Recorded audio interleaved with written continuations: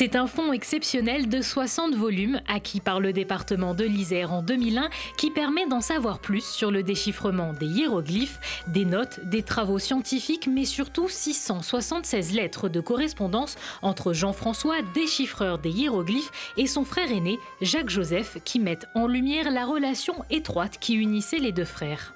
Cet attachement qui a existé de façon indéfectible entre les deux hommes, eh bien, il nous est révélé par la correspondance. Sans le soutien constant, sans l'attachement indéfectible de son frère aîné, Jean-François ne serait pas parvenu à déchiffrer les hiéroglyphes. Déchiffrer les hiéroglyphes, une tâche ardue pour Jean-François Champollion qui persévère pendant de nombreuses années, notamment grâce à son frère. Parfois, il est parti dans telle direction et puis il a abouti à une impasse. Parfois, il s'est découragé. Et c'est là que son frère aussi a un rôle fondamental.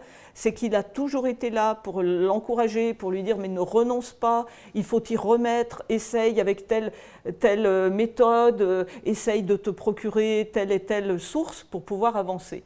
Et donc Jean-François a persévéré, il a confronté ses résultats.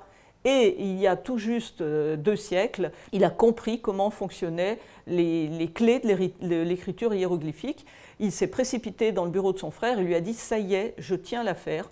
Et il était tellement épuisé par son travail qu'il a fait un malaise.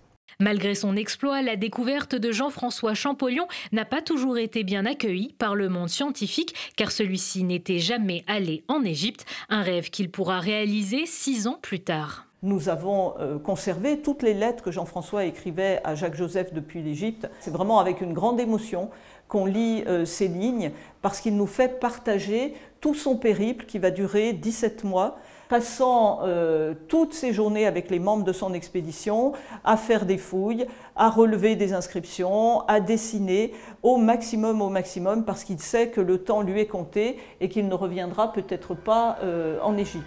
Jean-François est mort à l'âge de 41 ans, très peu de temps après son retour d'Égypte.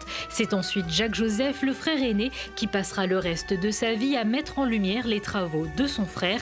Un travail acharné qui a permis au monde entier de connaître la découverte de Jean-François Champollion.